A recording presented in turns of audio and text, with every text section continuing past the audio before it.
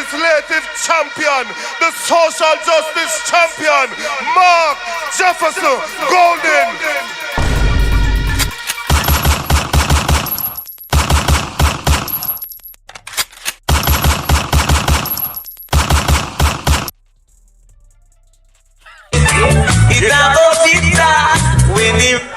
Time come. Some are go charge for corruption. Oh yes. Why, Bolo? Some are go charge for corruption. Time come. Some are go charge for corruption. Oh yes. Pull up selector. Comrade chairpersons of the meeting. All of the distinguished comrades on the platform. Special shout out to Mrs. Golden.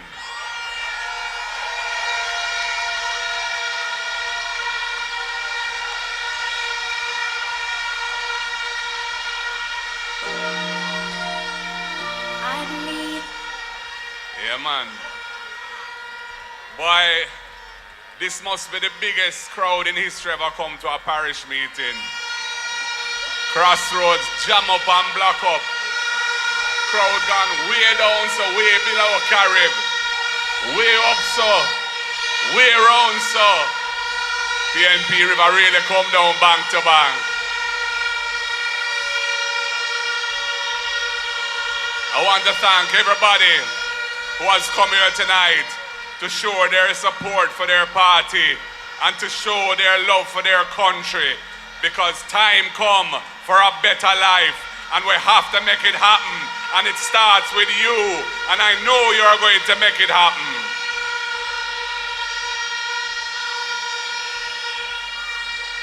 I'm a member of Parliament for the great constituency of South St. Andrew. Our constituency starts right there and go round. I want to big up all of the comrades of South St. Andrew here tonight. All Arnett Garden massive, all Trenchtown massive, all Jonestown massive, Side Torrington Park, all round, Rima, everywhere. And I want to big up my two counts of them, Sarah and Louise, two mighty comrades.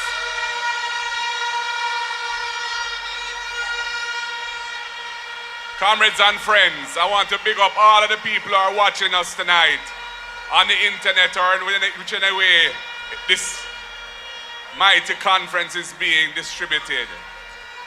Comrades, to all undecided voters, you have an important choice to make. I hear the Prime Minister talk about he would love to make Jamaica into Singapore. When I heard that, I had to laugh inside my stomach and say, hey, imagine him talking about Singapore. Singapore's success was built on honesty and integrity in government and a very robust policy that fought against corruption. Jamaica cannot be or become Singapore when we wallow in the sinking sands of corruption under this government which he leads.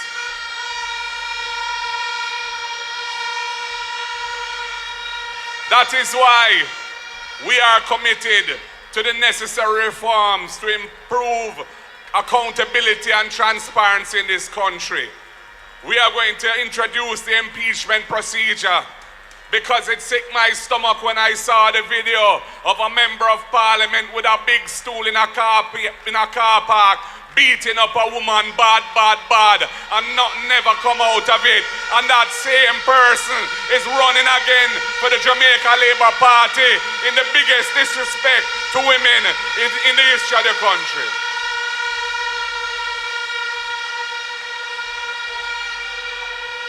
That is why we're going to modify the glad clause in the Integrity Commission Act. Because we have a situation right now where them say I think it's 10 MPs are under investigation for illicit enrichment. And we only know of one of them, who is the Prime Minister, because that report came to Parliament a year ago. So right now, chances are that at least another 9 of them are running in this current election, and the voters don't know that who they're being asked to vote for is under investigation for illicit enrichment. And I have to ask Damien, what can go so?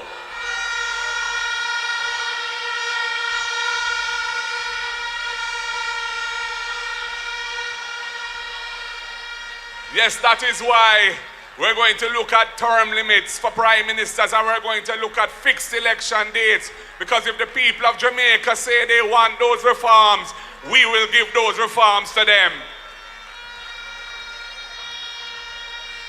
And comrades, the next government of the People's National Party is going to look to transform the lives of our people. Our manifesto has been published.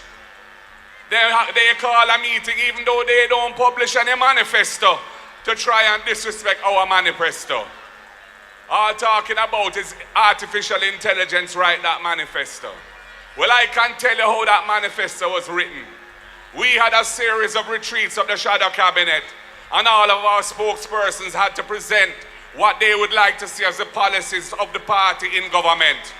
And we looked at all of what they brought forth, and those that made sense and were achievable, we have included them in our manifesto.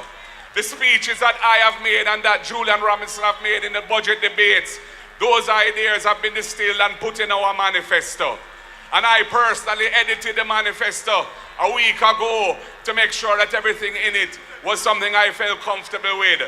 So there's no artificial intelligence in that manifesto. It's real intelligence in the manifesto, and it's a pathway to give a better life to Jamaica.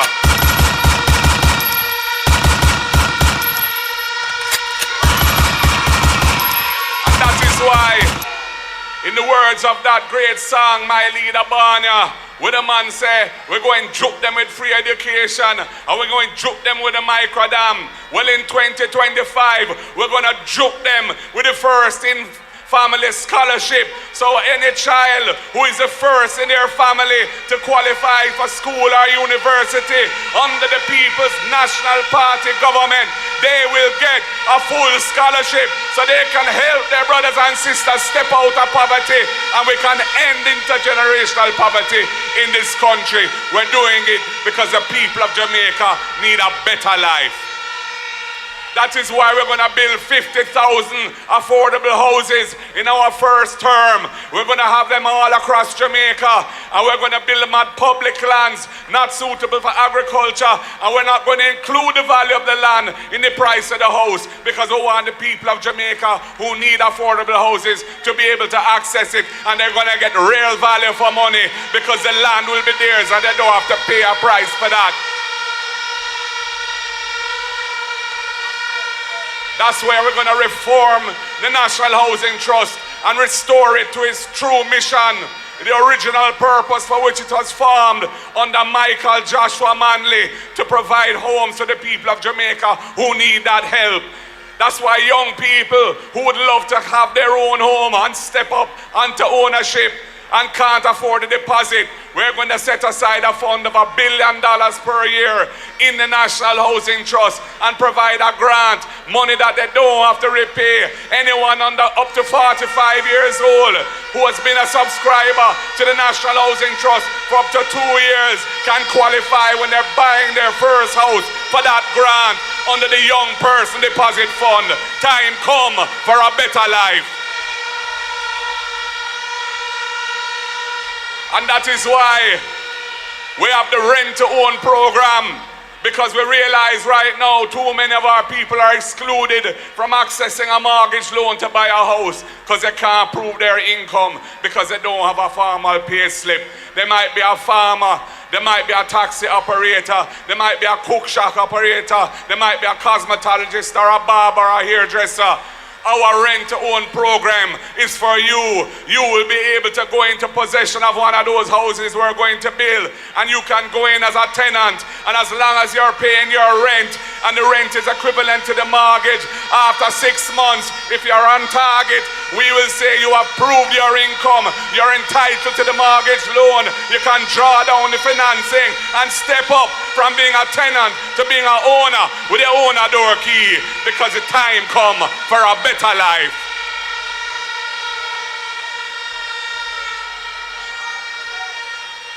This is why when it comes to land ownership, we have to change some of the oppressive laws that are inherited from way back in colonial times. When they said if you're occupying public land, you can't become entitled to own that land unless 60 years has passed.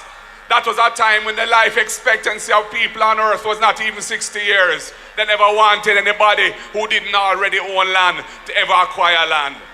Well, we are going to change that law now. We're going to bring that 60 years down to 25 years. And if you've been living on that land for 25 years, you're entitled to be an owner and get your title. And the People's National Party is going to help you to do so. Time come for a better life. And we have our Porsche program for all of the unfinished Operation Pride schemes around Jamaica. We're going to complete the infrastructure and make sure you get your titles. And for all of the informal settlements out there, we're going to do the same for you too under the Porsche program, because we want our people to be owners of this country. No second-class citizen. No, we believe time come for a better life.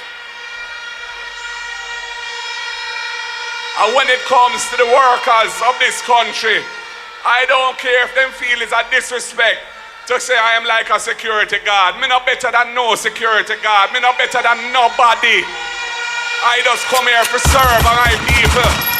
Born here, grow here, live here, me nah left here.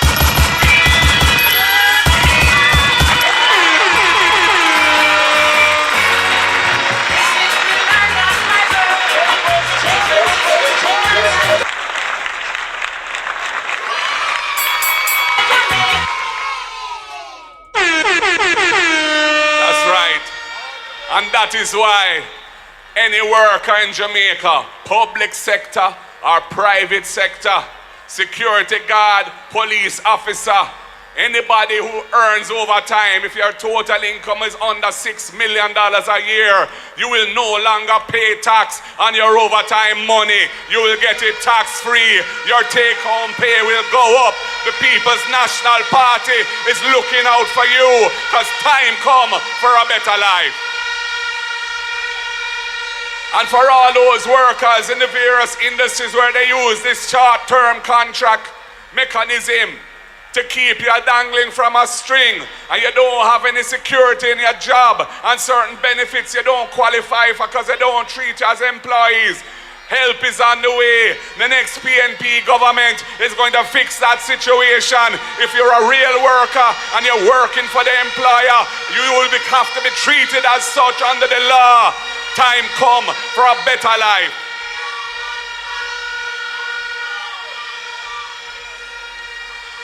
And comrades, for the persons with disabilities, you have a special place in my heart.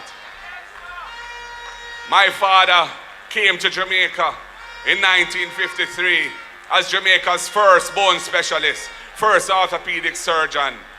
There was a Kendall crash, the wickedest train crash in Jamaica, not long after he came here. He was in charge of the rescue mission for that. There was a polio epidemic. He knew about polio. He had learned about polio in Egypt before he came to Jamaica. And the government of the day put him in charge of the response to the polio epidemic. And he started the polio center, which became the Mona Rehab Center after them conquer polio. And it's the only center of its kind in Jamaica and in the English-speaking Caribbean. And when he passed away in 1996, bless up PJ Patterson, because he named that center after my father. It's now the Sir John Golding Rehabilitation Center, and it's looking after persons with disabilities. And that is why we're going to have a $1 billion fund replenished every year to support persons with disabilities on top of any other benefits in the government system, so that they can get the money to do a little work at home, so they can earn a living. We'll fix up the sidewalks, we'll help with the assistive aids, we'll help with the prostheses, etc. Because the people of Jamaica who are persons with disabilities deserve to be treated as first-class citizens in an inclusive and caring society. Time come for a better life.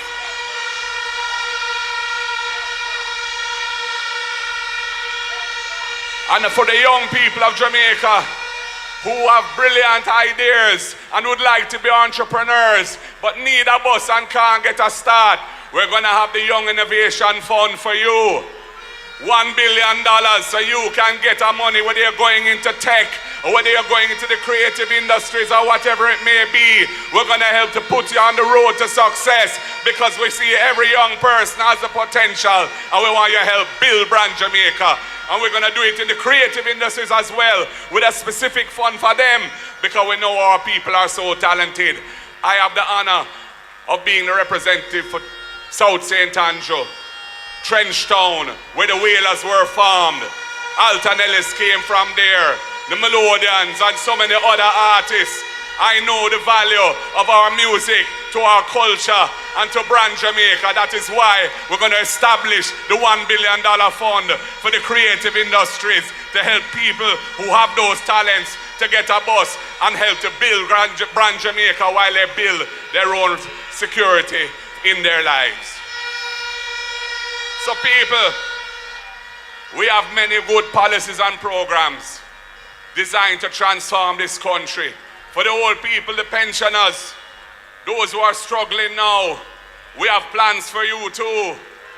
We want to ensure that we put a floor under the amount of the pension, so it's no lower than the minimum wage. And we're going to take taxes off of all pension income as well, because we want to give our old people a better retirement for themselves, so they can live in dignity and enjoy their older years.